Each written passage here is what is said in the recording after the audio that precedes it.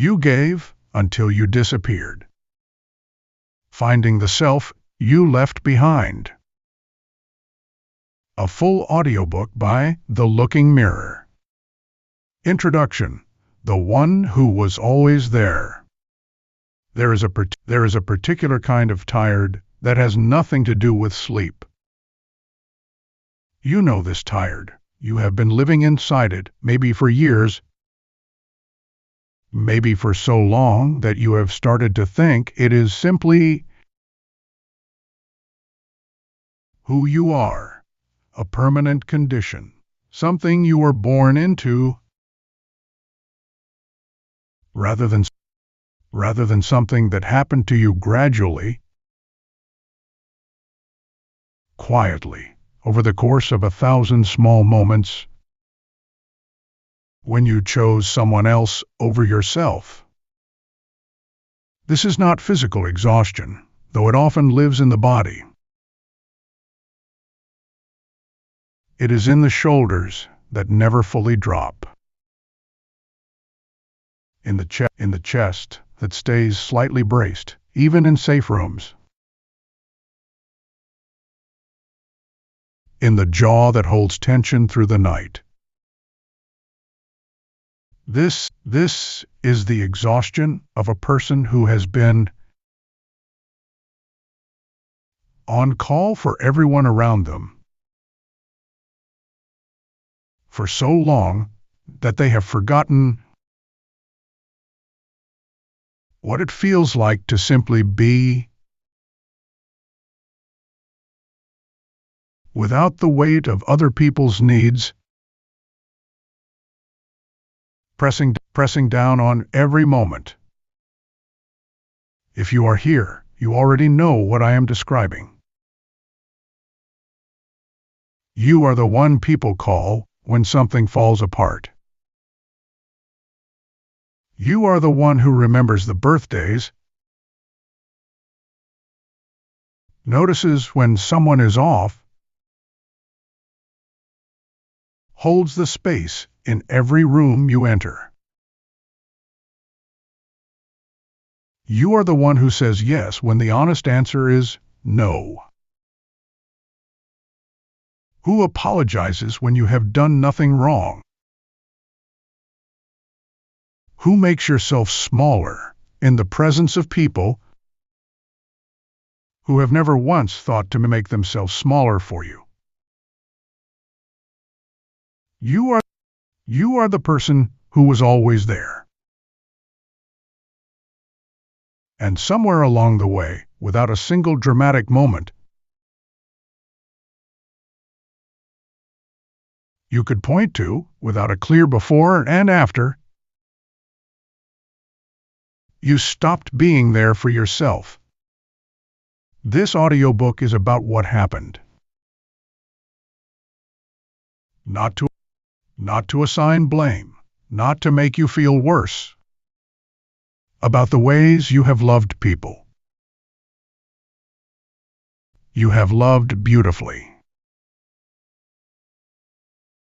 That capacity is not the problem. The problem is what you were taught to do with it.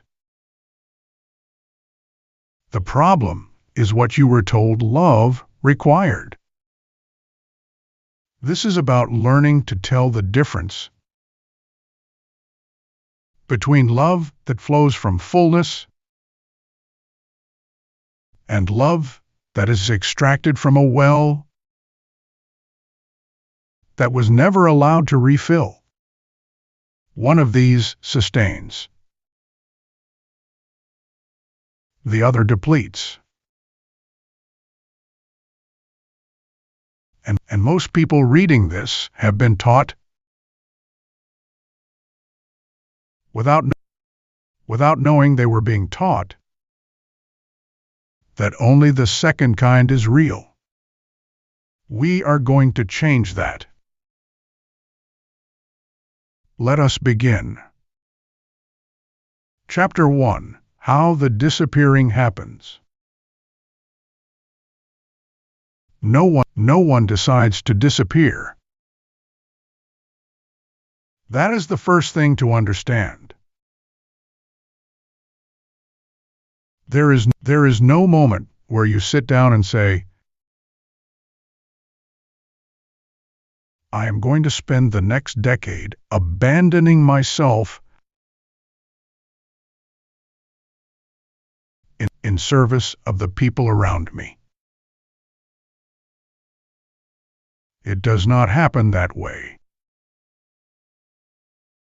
It happens in increments so small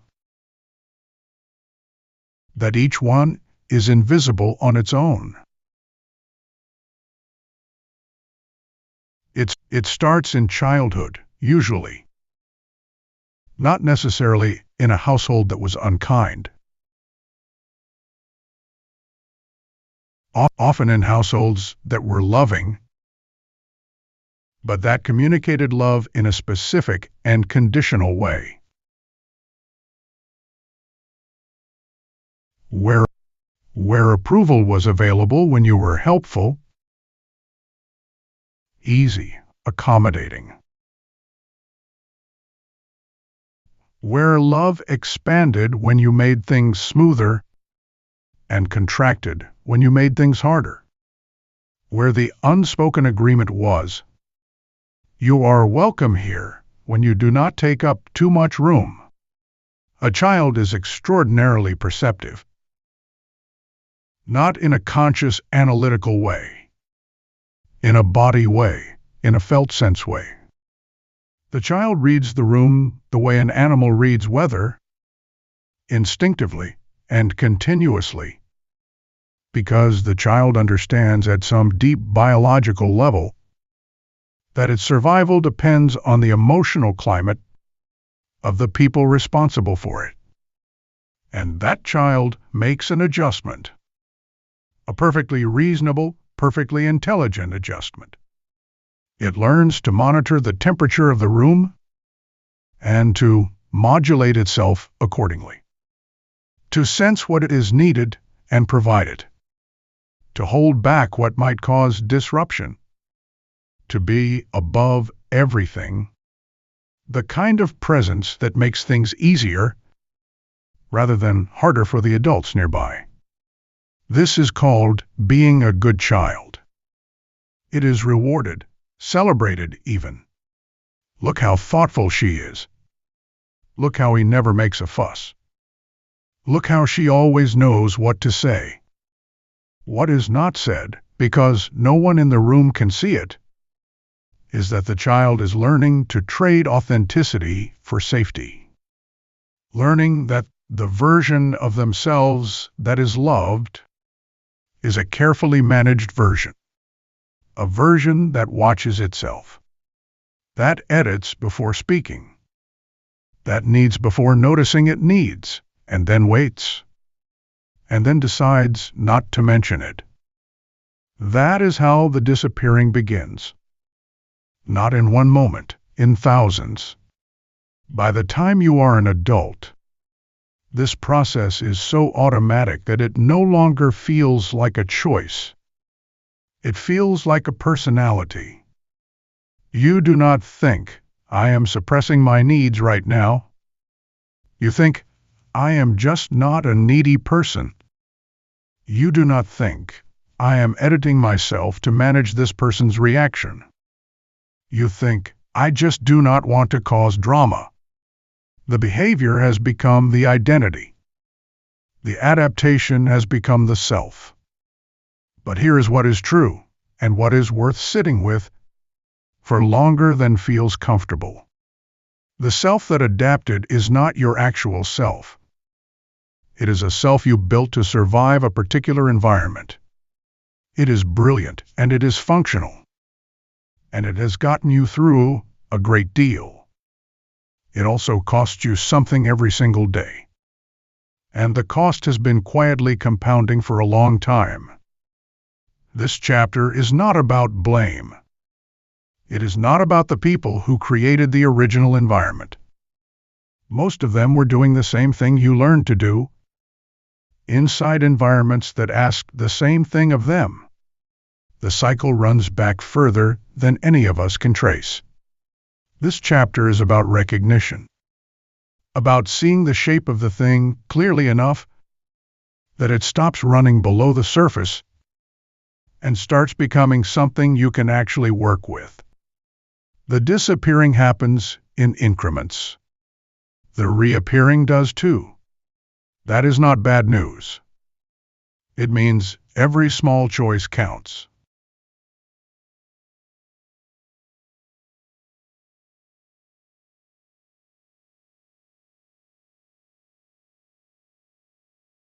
Every single one. Chapter 2, The Ones Who Stay. There is a particular kind of person who attracts a particular kind of relationship. Not because they are weak. Not because they make poor choices. But because they am trained to be extraordinarily skilled at meeting the emotional needs of others, and the people who most need that skill are drawn to it like a signal they recognize.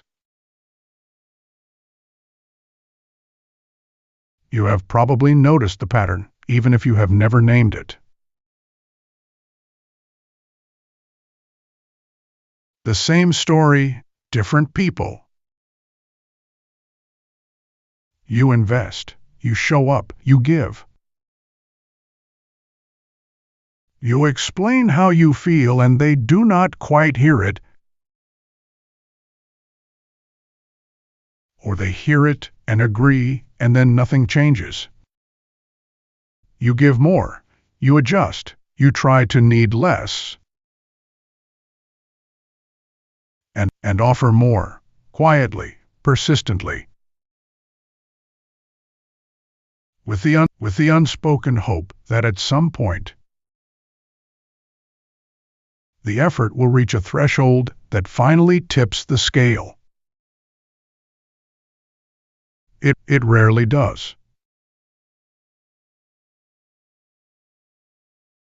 Not because you were not enough.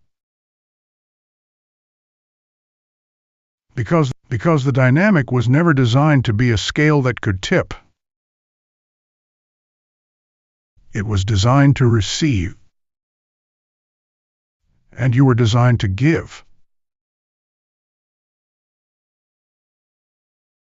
And both of those things felt so familiar to each person involved that neither recognized it as a design. It just felt like love. The psychologist John Bowlby spent decades studying attachment. And his central finding was that the patterns we develop in childhood for getting our needs met do not stay in childhood. They travel with us into every subsequent relationship, operating below the level of conscious choice, pulling us toward dynamics that feel like home, even when home was not always safe. For someone who learned to earn love through giving, a relationship where love has to be earned does not feel like a warning sign. It feels like a familiar assignment. It activates the same skills that were rewarded early on. It produces the same anxious reaching that the child once reached toward the parent, who was sometimes warm and sometimes withdrawn. And the brain, shaped by that early experience, experiences the anxious reaching itself as love, as the feeling of love, because it is the feeling that was always present when love was potentially on offer. This is not a character flaw. It is a neurological pattern. It can be changed, but not by trying harder to choose differently. It changes when you understand what is underneath the choice. When you can see, without self-judgment, that you are not drawn to emotionally unavailable people because something is wrong with you, but because your nervous system was calibrated in an environment where availability was intermittent, and intermittent availability is what got filed as normal. Here is the practice for this chapter. It is a simple one, but it requires honesty. Think about the 3 or 4 most significant relationships of your adult life. Friendships, romantic partnerships, close family dynamics. Ask this question about each one. In this relationship, who was doing most of the emotional labor?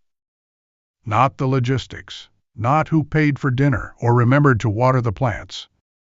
Who was doing the noticing? Who was tracking the other person's mood and adjusting accordingly? Who was more likely to bring up a problem, explain their feelings, ask for what they needed? Who was more likely to suppress those things in service of keeping the peace? The pattern that appears in your answers is not information about your worth. It is information about your programming. And programming, unlike worth, can be updated. You do not have to keep doing the thing that trained you to disappear. That was the assignment given to a younger version of you in a context that no longer exists. You can put the assignment down. It was never yours to carry this long. Chapter 3. What filling yourself first actually means.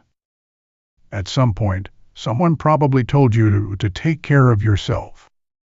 Maybe in the form of the airplane oxygen mask metaphor.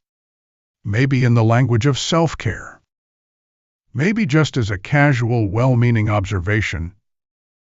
You need to start putting yourself first. And if you are anything like most people who have spent years giving themselves away, you heard that advice and felt something complicated.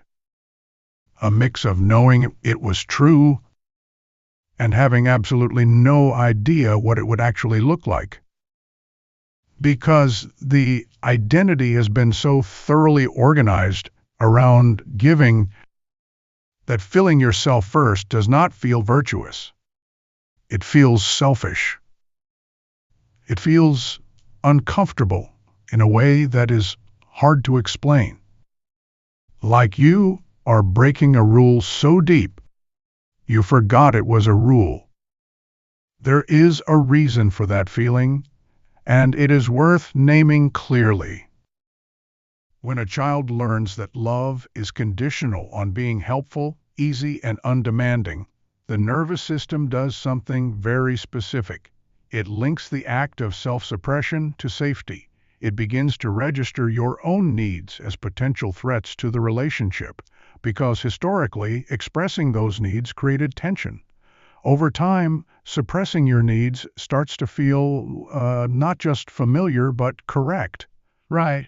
Like the way a good person behaves. And attending to your own needs starts to feel like transgression. This is not metaphorical. The discomfort you feel when you try to put yourself first is real. It is the nervous system flagging what it was trained to flag as danger. Not because it is actually dangerous, but because it learned its lesson in a context where the cost of getting it wrong was high. So when people say, just start putting yourself first, and it feels impossible, that is not weakness or lack of self-discipline. That is a very well-trained nervous system doing exactly what it was shaped to do. The path forward is not to override that feeling through willpower. It is to gently, consistently, repeatedly show the nervous system evidence that the old danger no longer applies. That attending to your own needs does not destroy the relationship. That saying no does not make you unlovable. That taking up space does not make people leave. This evidence is gathered in small experiments, not grand gestures. Not a dramatic declaration that everything is going to be different now. Small ones. Saying no to one small thing this week that you would normally have said yes to, out of obligation, rather than genuine desire. Noticing the discomfort that follows. Sitting with it rather than rushing to correct it. And then observing what actually happens. Most of the time, what happens is, the world does not end. The person does not leave. The relationship does not collapse. And there is a very small update in the nervous system that files the information, it was safe that time. That filing is how it changes. Slowly, in small deposits. Like the bristlecone pine building, 1 inch of growth over a decade, dense and permanent and genuinely its own. Filling yourself first does not mean becoming selfish, in the way that word is usually meant. It does not mean caring only about yourself, or withdrawing your love and attention from the people in your life. It means attending to yourself with the same consistency and care you have been giving to everyone else. It means you become a source, again, rather than a container being drained. A full river gives more water to everything it touches. Than a river that is running dry. That is not a metaphor about earning your right to be loved.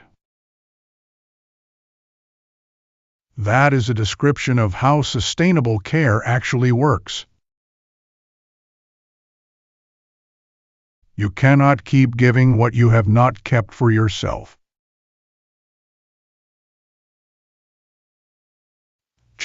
Chapter 4. The Sentences That Built the Cage. You carry sentences inside you. Not the ones you say out loud, though those matter too. The ones that run underneath everything. The automatic narration that is there before you are fully awake in the morning, that comments on every interaction, that delivers verdicts in a voice so familiar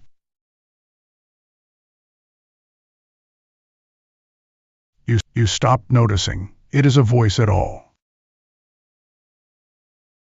For someone who learned to disappear, those sentences usually sound like variations on one of these. I am too much. I am not enough. I need to earn my place. If they really knew me, they would leave. I should be grateful for what I have. Who am I to want more than this? I am asking too much. I should be able to handle this on my own. These sentences feel like truths. They arrive with the authority of facts. But they are not facts. They are conclusions. Hardened, settled, treated as permanent decisions about what is real and what you deserve, made mostly before you were old enough to evaluate whether they were actually true. A sentence like "I am too much" did not appear from nowhere. It was assembled. In the moments when your aliveness, your volume, your needs were met with exhaustion or withdrawal or the tight-lipped expression that meant you were making something harder than it needed to be. You were not actually too much. You were the right amount of a child in the wrong environment for that amount. But the conclusion you drew, the one that made sense of the feedback you were receiving, the one that allowed you to predict and manage and survive, was something about the level of me is the problem. And that conclusion became a sentence. And that sentence became a belief.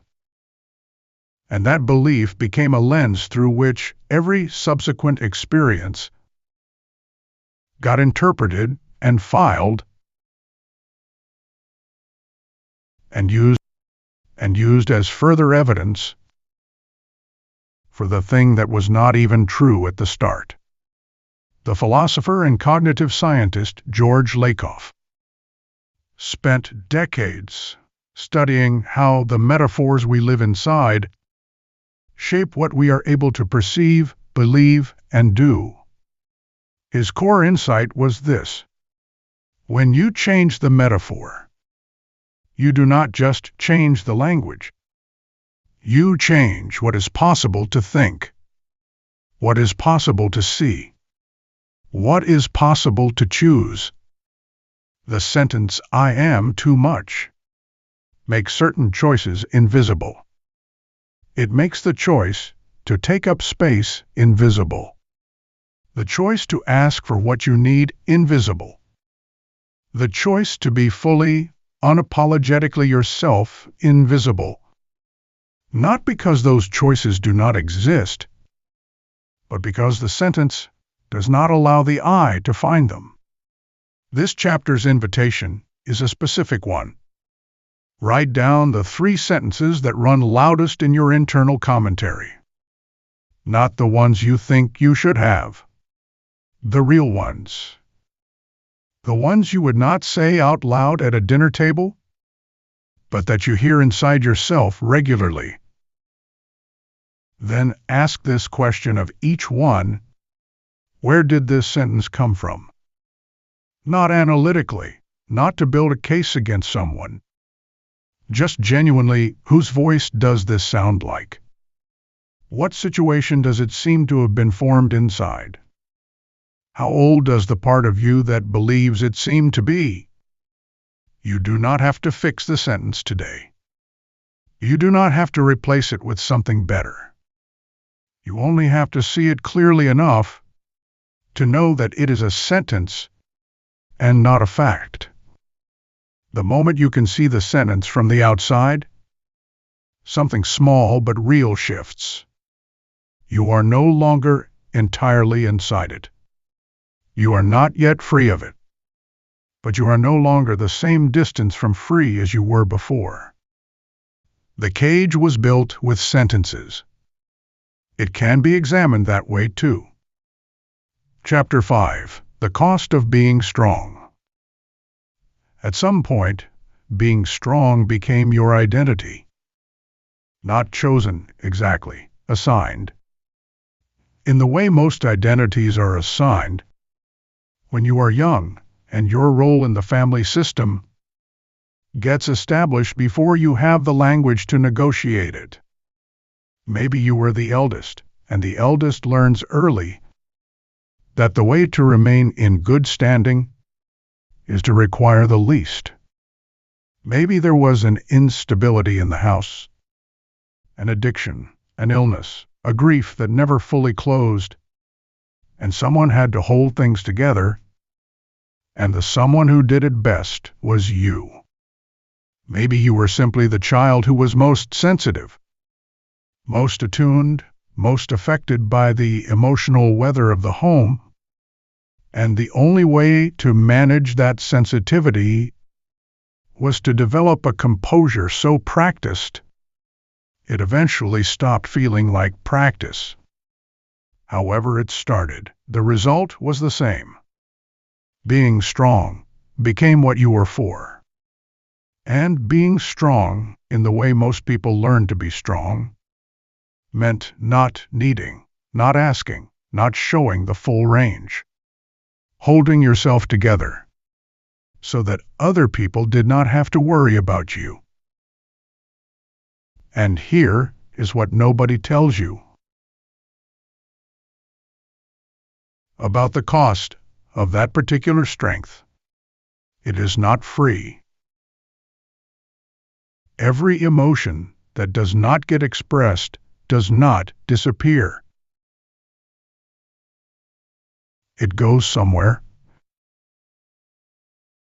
The grief that did not get to be grief, because you had to keep going,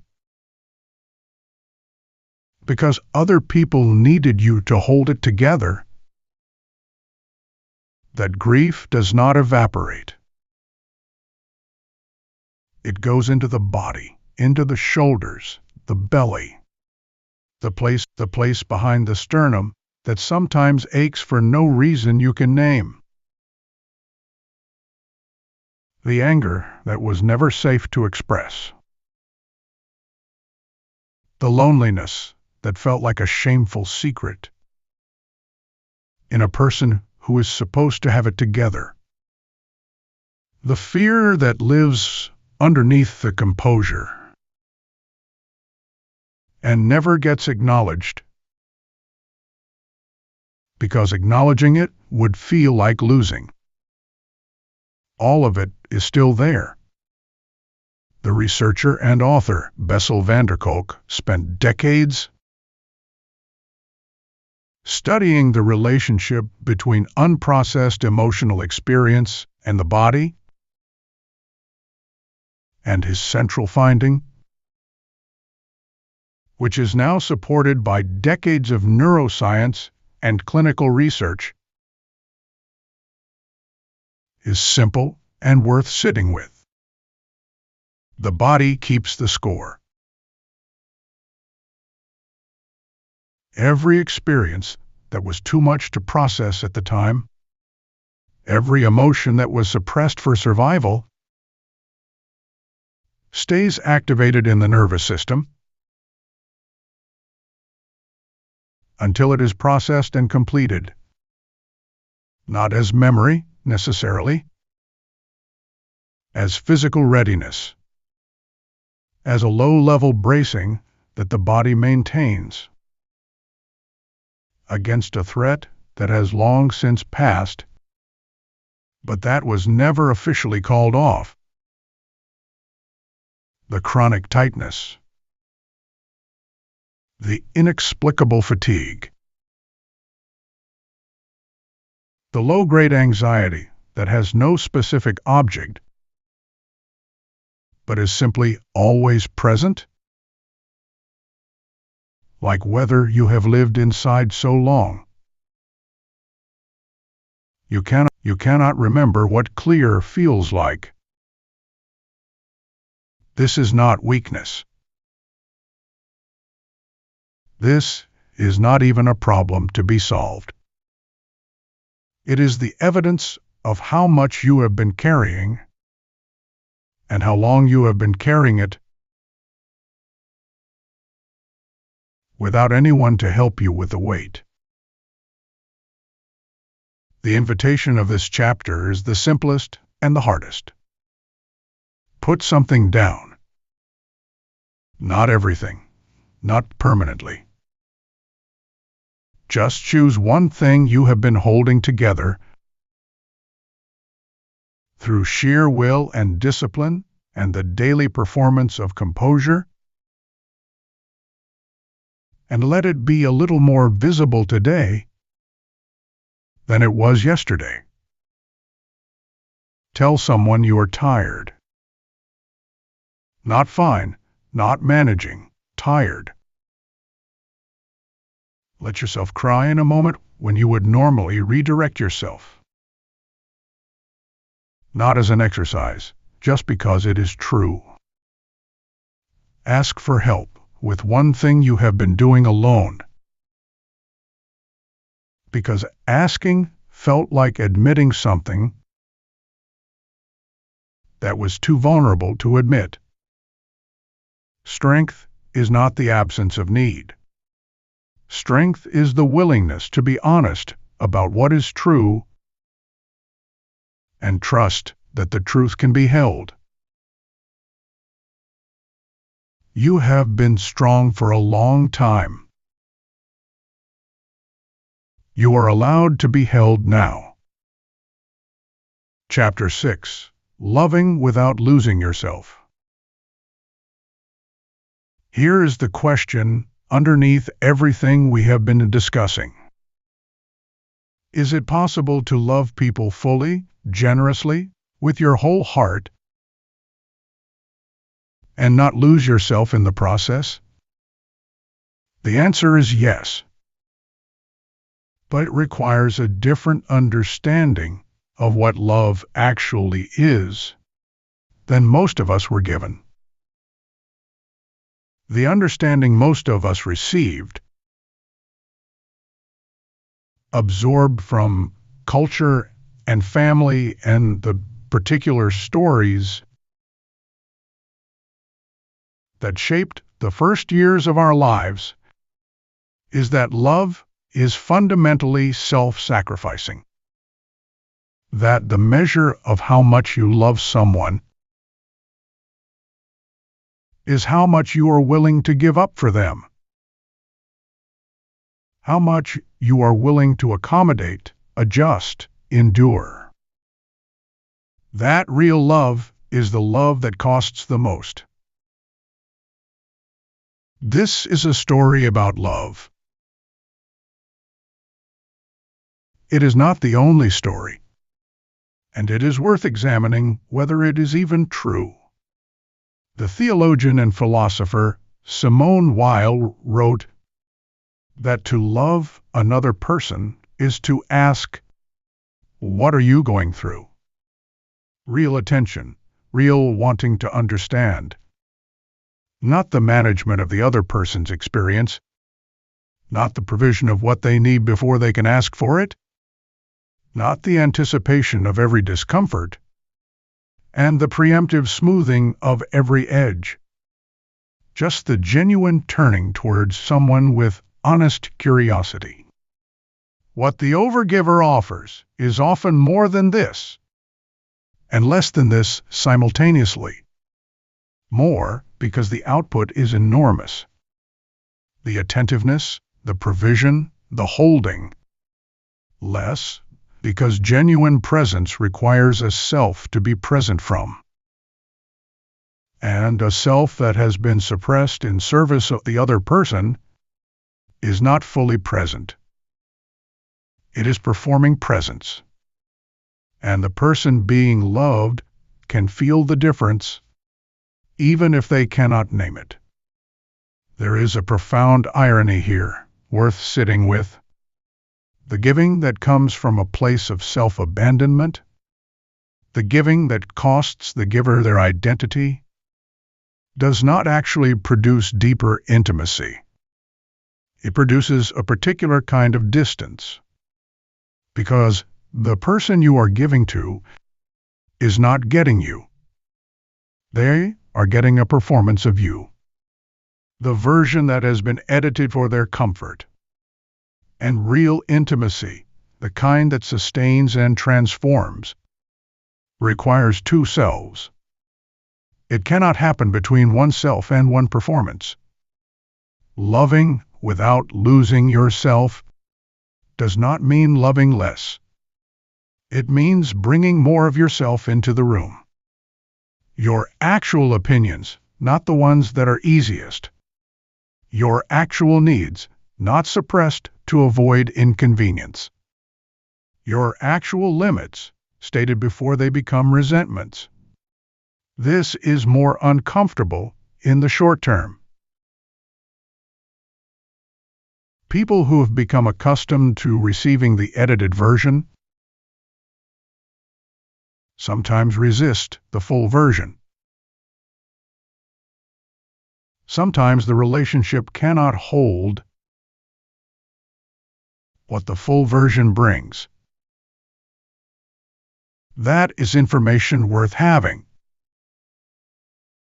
A relationship that requires your disappearance in order to function is not a relationship that is loving you. It is a relationship that is using the performance of you. And the gap between those two things is exactly the size of the exhaustion you have been carrying. You deserve to be loved as the full version, not as the version that never needs, never disrupts, never occupies space. The full version? The one that is there underneath everything you learn to suppress. That one has always been the one worth knowing. Chapter 7. The body knows the way back. The mind can lie. The body almost never does. You have probably experienced this. The moment your stomach dropped at something, before your mind had fully processed what it was. The way your shoulders rose in the presence of a particular person, before you consciously registered the tension. The way your chest opened unexpectedly in a moment of genuine connection. And something in you thought, oh, this is what it is supposed to feel like. The body carries information that the mind is too defended to access directly. Not because the mind is dishonest, because the mind's job is, in part, to protect you from information that your history has decided is too threatening to process. The body does not have that agenda. It simply registers what is true.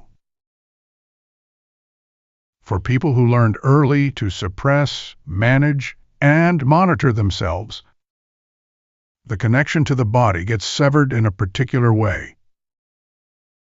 Not completely, but the signal gets turned down. The hunger does not register as clearly. The tiredness gets overridden by obligation. The discomfort in a situation gets managed rather than heard. The joy gets contained before it can become embarrassing.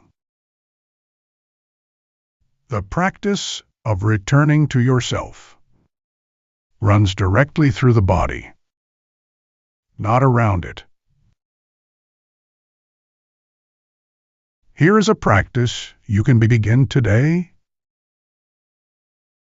and it requires no special conditions, no quiet room, no dedicated time.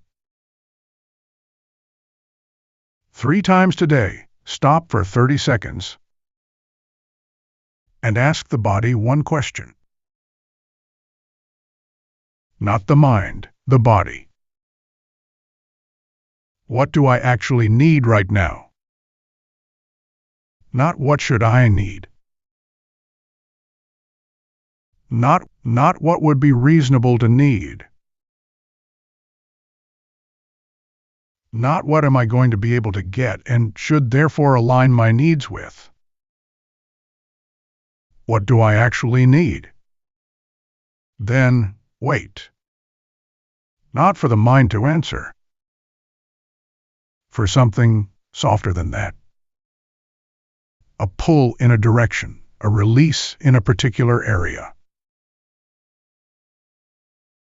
A heaviness that, when you actually feel it, tells you something clear. Most people who try this for the first time notice one of 2 things. Either the answer comes quickly and surprises them with its simplicity. Rest, water, quiet, to stop, to move, to speak, to be held. Simple, available things that were right there and have been going unacknowledged for a long time. Or they notice that they cannot find an answer at all, that there is a silence where the felt sense should be, a numbness or a blankness that is itself the information. The signal that has been turned down so long, it takes time to come back online. Both of these are the right answer. Both of them are the beginning of coming home to yourself. The body knows the way back. It has always known. It has been waiting, patiently and persistently, for you to turn the volume up enough to hear it. Chapter 8. The people who stay when you stop performing. There is a fear that lives underneath all of this. Most people who have learned to earn their place are afraid, at some level, of the question that would be answered if they stopped performing. What if no one stays? What if the love that has surrounded me is not for me, but for the version of me that makes everything easier? What if I stop being endlessly available and endlessly accommodating, and the relationships that felt secure simply, quietly go away? This fear is real. It deserves to be taken seriously, rather than dismissed. Because sometimes, when you stop performing, some people do go away. And that information, as painful as it is among the most valuable information you can receive. A relationship that required your disappearance to function was not a relationship that was loving the real you. It was a relationship that had formed around a contract you agreed to, probably unconsciously, probably very early, probably at some cost to yourself. And when you changed the terms of the contract, The relationship either expands to hold the new terms, or it reveals that it was never quite what you thought it was. Both of these outcomes serve you. The first, because it deepens something real.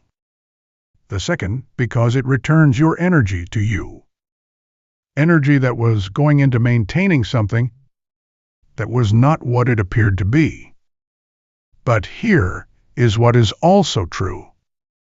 There are people in most lives who are not there for the performance, who have been sensing for years that they are not quite getting the real version of you, who have cared about you in a way that is slightly frustrated sometimes by the fact that you never quite let them in, who have offered in their own way to be present for more of you than you have been willing to show.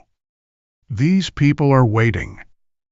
They have been waiting, with more patience than you probably recognize, for the version of you that does not arrive, pre-edited and preemptively accommodating, for the version that says what it actually thinks, that admits when it is struggling, that accepts care without deflecting it, that lets itself be seen. The relationships that survive you becoming more yourself are not diminished by the change. They are the ones that were real to begin with. And the ones that do not survive were never quite as substantial as they appeared. This is not a reason to test everyone around you immediately. That is not what this is. It is a quiet permission to stop filtering yourself quite so aggressively in the presence of people who have given you reasons to trust them. Let them see a little more. See what they do with it. The people who stay when you stop performing are the ones worth staying for. Chapter 9. You are not the role you learn to play. The philosopher Alan Watts once said that we are living in a culture that has confused the symbol with the reality,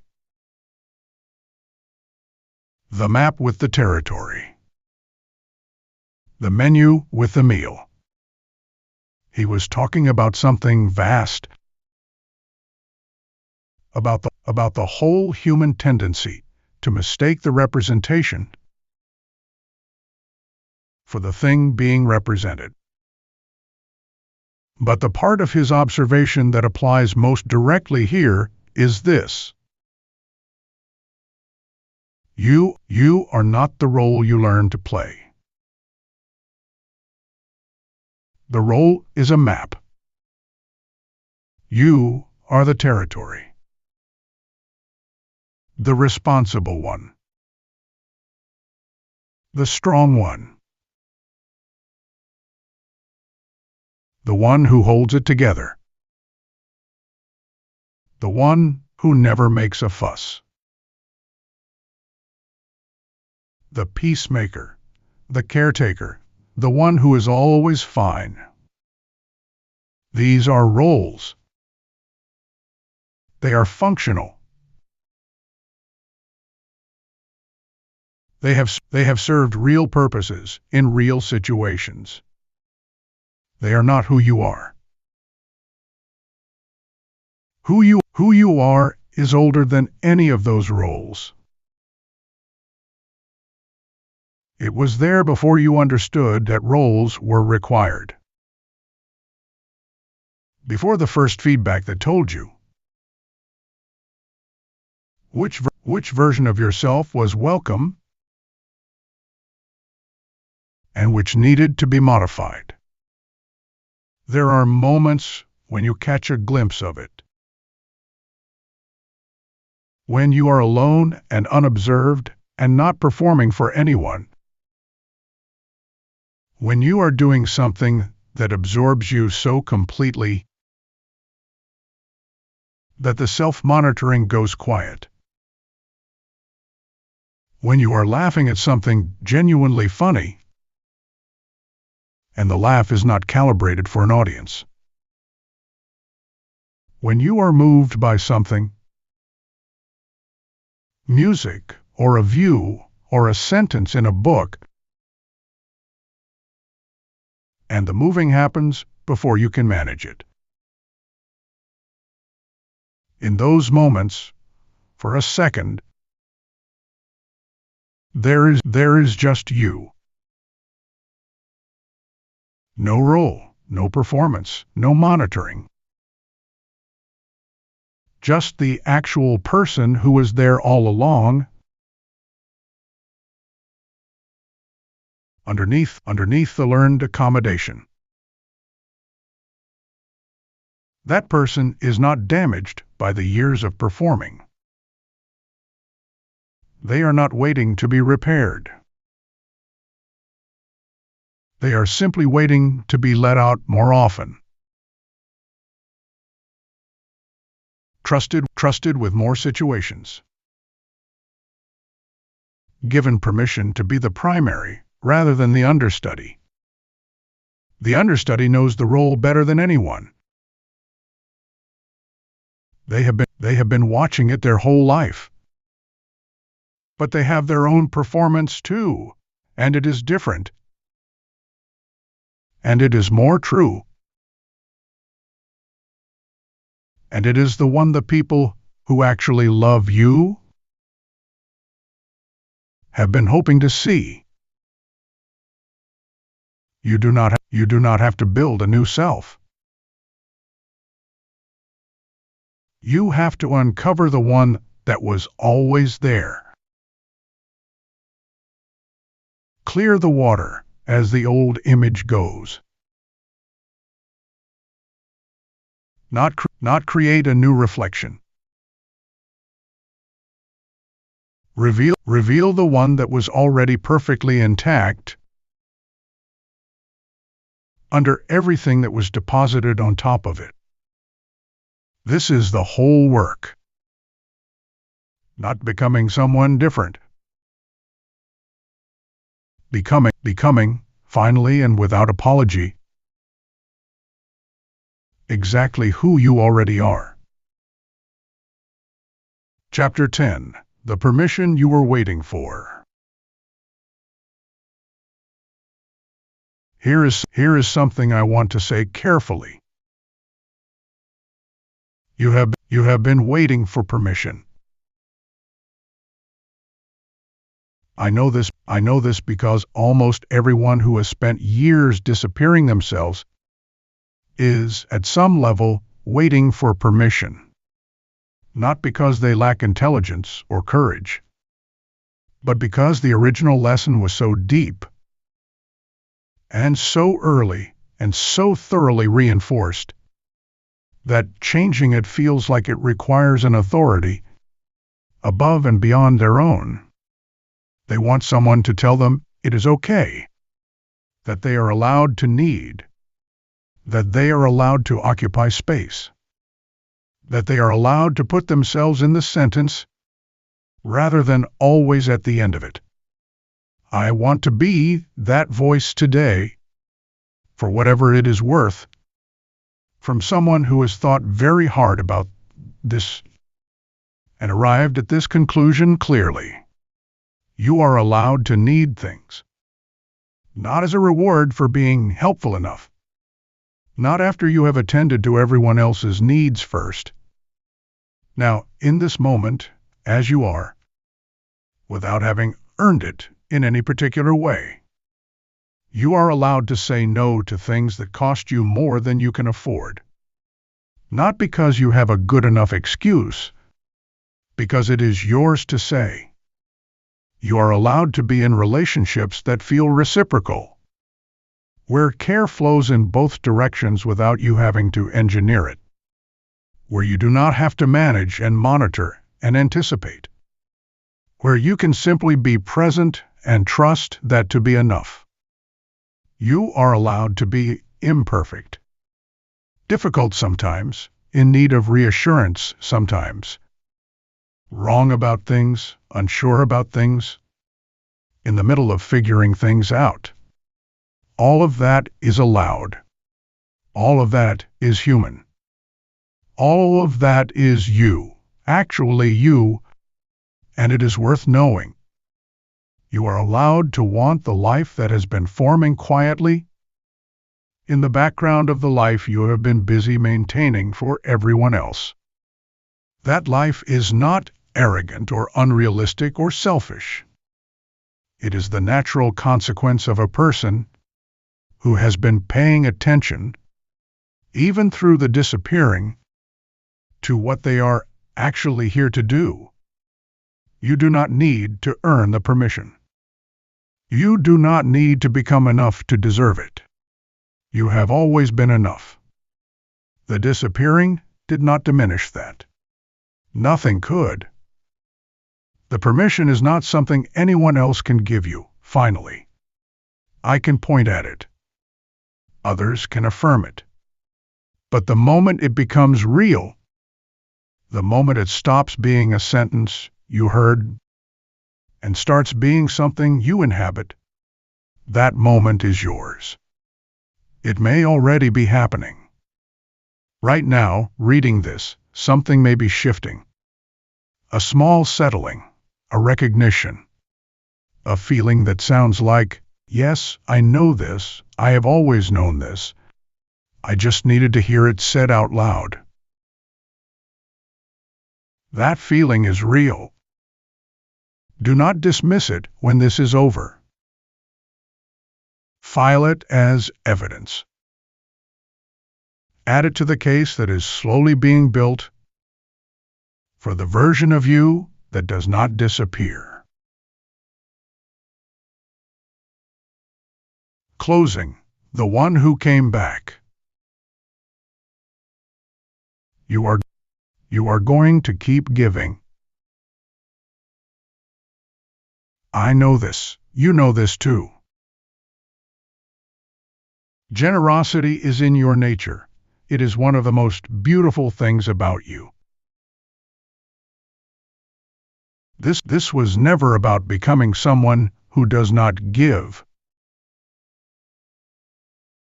It is about becoming someone who gives from a different place. Not from fear of what happens if you stop. Not from the old reflex of earning your welcome. Not from the exhausted bottom of a well that was never given time to refill. From fullness, from genuine overflow. From the experience of someone who knows their own worth well enough to share from it, without needing the sharing to confirm the worth. That is a different kind of giving.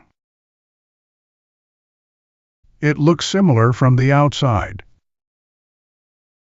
but it does not cost the giver themselves. It does not leave behind that particular tired. It does not accumulate into the weight that has been sitting on your shoulders for longer than you should have been asked to carry it. The person who disappears and the person who gives from fullness can look identical in a single moment.